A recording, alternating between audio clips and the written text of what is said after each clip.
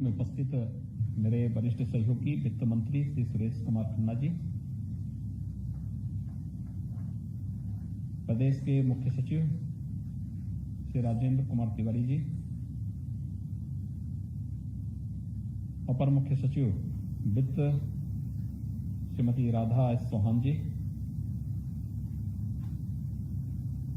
हमारे उत्तर प्रदेश शासन से जुड़े हुए अपर मुख्य सचिवगण, ग्राम्य विकास और पंचायती राज से श्री मनोज कुमार सिंह जी, कृषि से श्री देवेश चतुर्वेदी जी, एमएसएमई से श्री नवनीत सहगल जी। आज के इस कार्यक्रम में विशेष रूप से उपस्थित बैंक ऑफ बड़ौदा के अधिशासी निदेशक श्री विक्रमादित्य सिंह केसी ji, regional director reserve bank of India Shri R Lakshminath जी,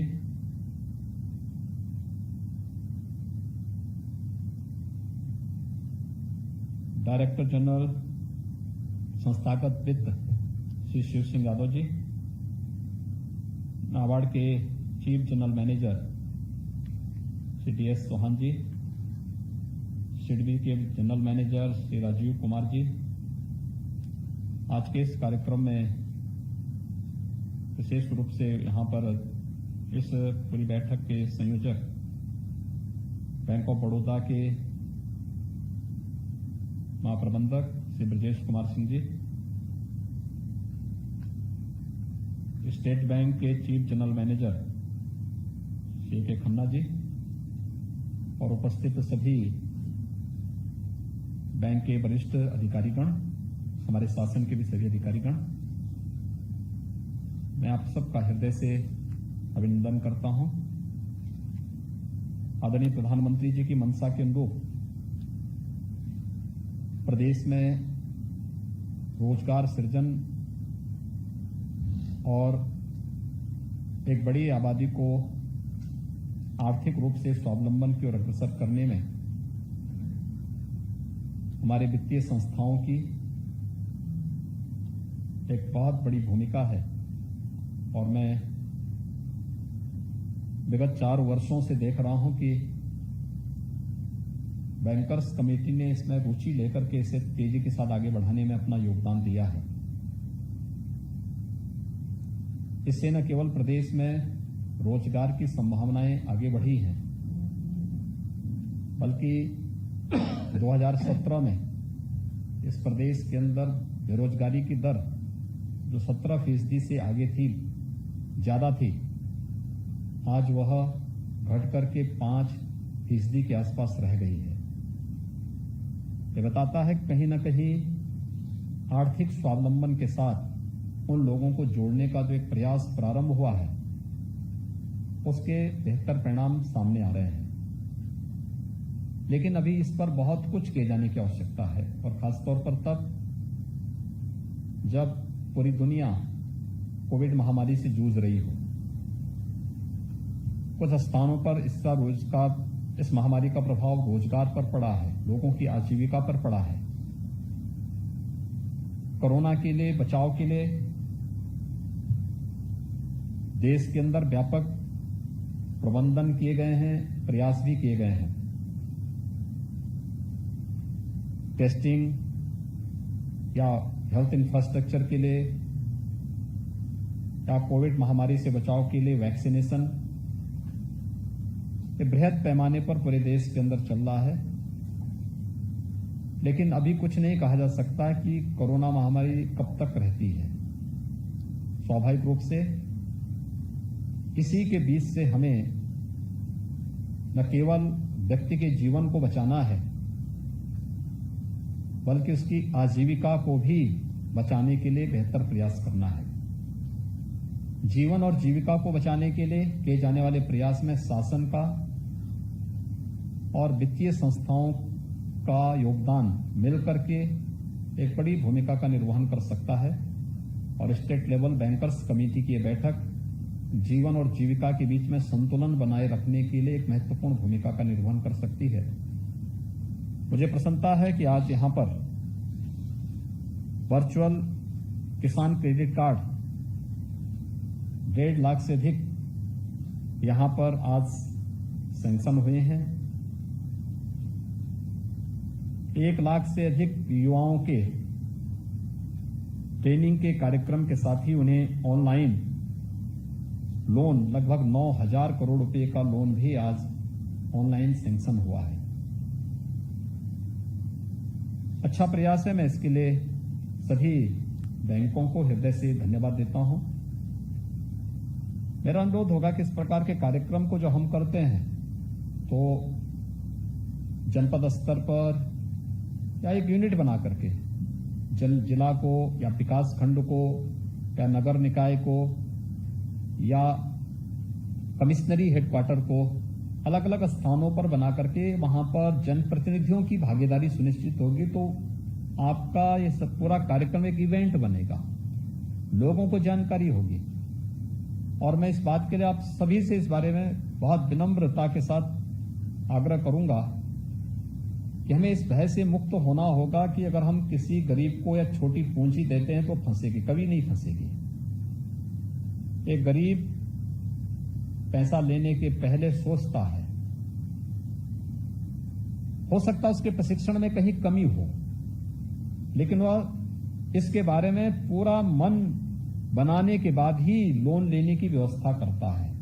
अन्यथा हमारी भारतीय परंपरा में लोन लेना बहुत अच्छा नहीं माना जाता था, लेकिन आज की व्यवस्था है और नई व्यवस्था के तहत वह व्यक्ति अगर बैंकों के साथ जुड़ करके अपनी पूंजी की सुरक्षा और फिर अपने आर्थिक स्वावलंबन के से कुछ नया करना चाहता है तो हमारा दायित्व बनता है कि अपने बिजनेस को बढ़ाने के लिए हम भी उसको इस रूप में आगे बढ़ाएं। आपने देखा होगा विगत 4 वर्ष के दौरान बैंकों की कुल जमा पूंजी में 6 लाख करोड़ रुपए से अधिक की वृद्धि हुई है, लेकिन उस तुलना में प्रदेश का जो शेड्यूल रेशियो है वह नहीं बढ़ पाया है।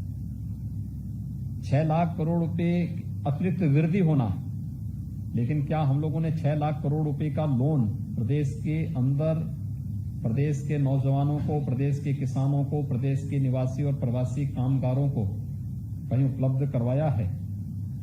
और मुझे लगता है एक हमारे सामने एक चैलेंज होगा। एक समय था जब शासन के पास विजन नहीं था, शासन की स्कीम नहीं थी, लेकिन आज ये देश का सौभाग्य है कि प्रधानमंत्री मोदी जी के नेतृत्व में उन्होंने देश को विजन दिया है, हर एक फील्ड में विजन दिया है। पीएम स्टार्टअप की योजना है, स्टैंड अप की योजना है, प्रधानमंत्री मुद्रा की योजना है, और हर एक फील्ड से जुड़े हुए लोगों के लिए किसान क्रेडिट कार्ड है। अन्य सभी क्षेत्रों में व्यापक संभावनाएं इसमें छुपी हुई हैं और इस पर हम कार्य कर सकते हैं। और राज्य के अंदर भी हम लोगों ने 1 डिस्ट्रिक्ट 1 प्रोडक्ट की योजना को, विश्वकर्मा श्रम सम्मान की योजना को, माटी कला बोर्ड के माध्यम से कैसे हम व्यापक परिवर्तन की बात कर सकते हैं, ये देखने को हमारा एक पदाधिकारी मेरे पास 1 वर्ष पहले आया था, 2 वर्ष पहले 2019 के इलेक्शन के समय आया था, लोकसभा चुनाव के पहले। इसी लखनऊ की बात कर रहा था। उसने कहा साहब देखिए, लखनऊ में हमारा एक कार्यकर्ता है, हमारा बूथ अध्यक्ष है, बहुत गरीब है और वह पूरा परिवार मिट्टी के बर्तन बनाने का काम करता है, लेकिन परिवार का भला नहीं, पूरी व्यवस्था चल नहीं पाती है, उसके लिए कुछ हो सकता है? मैंने कहा क्यों नहीं हो सकता है, प्लास्टिक पे जो बैन लगाया गया है इसका लाभ उनको प्राप्त होगा। कहा लेकिन उन लोगों में तो हताशा निराशा है। मैंने कहा उनको बोलो वह आगे बढ़ें, और हमारा अभी एक ट्रेनिंग का कार्यक्रम चल रहा है, इस ट्रेनिंग में उनके परिवार के 1-2 सदस्य ट्रेनिंग ले लें और टूल किट उपलब्ध करा लें। उनसे एक बार पूछना उनके पास चाक कैसा है, बताया गया हाथ से चलाने वाला। तो मैंने कहा अच्छा मैनुअल है, हम उसको इलेक्ट्रिक या सोलर चाक दे देंगे, ट्रेनिंग वो ले लें। अभी 15 दिन पहले हमारे प्रदेश अध्यक्ष उस गांव में गए थे, पूरा परिवार खुशहाल था और पूरा परिवार इस बात के लिए कह रहा था कि यहां पर पूरे गांव में 10 परिवार हैं, 10 हम एक साथ जुड़े हुए हैं और 10 के 10 परिवार प्रजापति जाति से जुड़े हुए हैं, 10 के 10 परिवार मिट्टी का बर्तन बनाते हैं, जितना बनाते हैं उससे ज्यादा डिमांड मार्केट में होती है। और हमारा परिवार, हर एक परिवार प्रतिदिन वहां पर 800 से लेके 1200 रुपए कमा लेता है, यानी 30,000 रुपए की लगभग आय हर एक परिवार की महीने की हो चुकी है। एक स्कीम के साथ जुड़ने से कितना परिवर्तन होता है, ये लखनऊ के गांव की एक घटना है। हमें लोगों को बताना पड़ेगा, लोगों को व्यवस्थित प्रशिक्षण देना पड़ेगा, अपनी योजनाओं के साथ जोड़ना पड़ेगा, और फिर अगर वह व्यक्ति सही दिशा में चल रहा है तो बैंक अगर उसको थोड़ा प्रोत्साहित कर देंगे तो बहुत बड़ा बदलाव इसमें लाया जा सकता है। और मेरा अनुरोध होगा कि इस समय हमारे पास लगभग 40 लाख माइग्रेंट लेबर यूपी में आए हैं। हमने सबकी स्किल मैपिंग करा रखी है। इसमें व्यापक संभावनाएं हैं, सभी लोग किसी न किसी फील्ड में काम कर सकते हैं, अलग अलग इसमें, जैसे टेक्सटाइल में रेडीमेड गारमेंट्स के बहुत अच्छे हब स्थापित हो सकते हैं। गोरखपुर में हो सकता है, आजमगढ़ में हो सकता है, जौनपुर में हो सकता है, वाराणसी में हो सकता है। ईस्टर्न यूपी का क्षेत्र है, इसमें जो लेबर कॉस्ट है बहुत कम पड़ेगी, वियतनाम से भी कम पड़ेगी। हम अगर थोड़ा प्रयास कर लेंगे तो वहां पर इसके बेहतर परिणाम आ सकते हैं। हमें इस दिशा में प्रयास करना होगा। वन डिस्ट्रिक्ट वन प्रोडक्ट से जुड़ी हुई योजनाएं आज दुनिया के अंदर वह अपनी एक नई पहचान बना रहा है। आज मैं देख रहा था थाईलैंड की राजदूत आई थी, वह भी इसी मुद्दे पर चर्चा करने के लिए आई थी कि जैसे आपके यहाँ स्कीम है ऐसे हमारे थाईलैंड में भी चल रही है। क्या हम आपस में कोई एमओयू या कोई इस प्रकार की बातचीत कर सकते हैं जिसके माध्यम से हम एक दूसरे के साथ अपने अनुभव को साझा कर सकें। उत्तर प्रदेश के 75 जनपदों में किसी एक उत्पाद को हम लोगों ने वहां की यूनिक प्रोडक्ट के रूप में प्रोत्साहित करने और फिर उसको अलग प्रोत्साहित करने के लिए अनेक प्रकार के कार्यक्रम चलाए हैं। इस पे व्यापक संभावनाएं, हम इस पे अच्छा कार्य कर सकते हैं। ग्रामीण क्षेत्र में भी बहुत सारी संभावनाएं हैं। हम लोगों ने तो अब ये भी व्यवस्था की है कि जो महिला स्वयंसेवी समूह है, यही महिला स्वयंसेवी समूह बिजली के बिल भी जमा करें और हर एक महिला स्वयंसेवी समूह को 12 से लेकर 20 रुपए हर बिल पर हम उपलब्ध करा रहे हैं। प्रोत्साहन की आवश्यकता है, लोग कार्य करने को तैयार हैं और राज्य सरकार इस संबंध में हर प्रकार से सहयोग करने को तैयार है। अगर थोड़ा भी प्रयास कर लें, कुछ आपको चलना पड़ेगा, कुछ प्रशासन की मशीनरी को चलना पड़ेगा। राज्य स्तर पर बैंकर्स कमेटी की बैठक भी नियमित रूप से हो और प्रयास होना चाहिए कि जनपद स्तर पर भी ये बैठक नियमित रूप से हो और साप्ताहिक रूप से जिले के अंदर सीडीओ या जिलाधिकारी को इसका नोडल अधिकारी बना करके वह समीक्षा भी करें। अलग अलग बैंकर्स के साथ बैठे भी कि आखिर रिजल्ट क्या है, जो लोन मिला आपने यहां पर आज आयोजित किया है या केसीसी के लिए जो आज लोन सैंक्शन किया है या जिन युवाओं को आप लोगों ने प्रशिक्षित किया है, ये 3 अलग अलग बड़े इवेंट बन सकते हैं और इन 3 बड़े इवेंट के माध्यम से हम प्रदेश के अंदर एक मैसेज दे सकते थे कि देखिए इतने बड़े कार्यक्रम हो रहे हैं, अन्य लोगों को उसके लिए प्रेरित किया जा सकता था। प्रचार का माध्यम स्वयं की सुर्खियां बटोरना नहीं होता है, योजना का प्रचार प्रसार भी उसका एक महत्वपूर्ण पहलू होता है और उसका प्रचार प्रसार आवश्यक है, क्योंकि इससे जो व्यक्ति अपनी सामान्य दिनचर्या में इस प्रकार की बैठकों का हिस्सा नहीं बन पाता है, जिसको बैंक जाने में डर लगता है, प्रधानमंत्री जनधन योजना के पहले बैंक में एक सामान्य गरीब नहीं जा सकता था, क्योंकि बैंक में जाने के पहले उसको कम से कम 1,000 रुपए की पूंजी चाहिए थी बैंक का अकाउंट खोलने के लिए। कहां से लाता? उसने 1,000 रुपए देखा ही नहीं था, लेकिन आज उसका बैंक अकाउंट खुलता है, जो बैंक जा रहा है, उसकी पेंशन बैंक में आ रही है, बैंक से पैसा निकाल भी रहा है, बैंक से उसका एक जुड़ाव हुआ है। इसलिए हमारा प्रयास होना चाहिए कि सभी लोगों के बैंक के अकाउंट खुल जाएं, उनको बैंकों के साथ जोड़ने की प्रक्रिया के साथ जोड़ सकते हैं। पीएम स्वनिधि के माध्यम से हर एक स्ट्रीट वेंडर को हम इसके साथ जोड़ सकते हैं, प्रवासी कामगार और श्रमिकों को इसके साथ हम जोड़ सकते हैं। और आज शासन की इतनी स्कीम है किसी न किसी स्कीम के माध्यम से हम जोड़ करके लोगों को काफी अच्छे ढंग से आगे बढ़ाने में योगदान दे सकते हैं। मैं एक बार फिर से आग्रह करूंगा कि कमिश्नरी स्तर पर, जनपद स्तर पर हम तेजी के साथ लोन मेला लगवाने, आयोजित करने, महिला स्वयंसेवी समूह और एफपीओस के गठन को आगे बढ़ाने, ओडीओपी और विश्वकर्मा श्रम सम्मान से जुड़ी हुई योजनाओं को भी और तेजी से आगे बढ़ाने में अपना योगदान दे पाएंगे तो आर्थिक रूप से स्वावलंबन के इस लक्ष्य को प्राप्त करने में सफलता प्राप्त होगी। मैं धन्यवाद दूंगा एचडीएफसी को। उन्होंने आज यद्यपि कोविड कालखंड में गोरखपुर बीआरडी मेडिकल कॉलेज में ऑक्सीजन प्लांट लगाया और उसका चेक उपलब्ध करवाया। ऑक्सीजन प्लांट के क्षेत्र में अगर आप देखेंगे तो तमाम बैंकर्स ने हमें ऑक्सीजन प्लांट दिए, ऑक्सीजन कंसंट्रेटर भी उपलब्ध कराए। आज प्रदेश के अंदर हमारे पास 552 ऑक्सीजन प्लांट लगे हैं, यानी सेकेंड वेव के बाद अप्रैल यानी मई 2021 के बाद से लेकर के अब तक हम लोग जिसमें से 300 ऑक्सीजन प्लांट अब तक स्थापित कर चुके हैं, 252 पे भी हमारा कार्य चल रहा है। शीघ्र ही हम इन्हें भी स्थापित कर लेंगे। ऑक्सीजन के क्षेत्र में हर जनपद आत्मनिर्भरता के लक्ष्य को प्राप्त कर चुका है।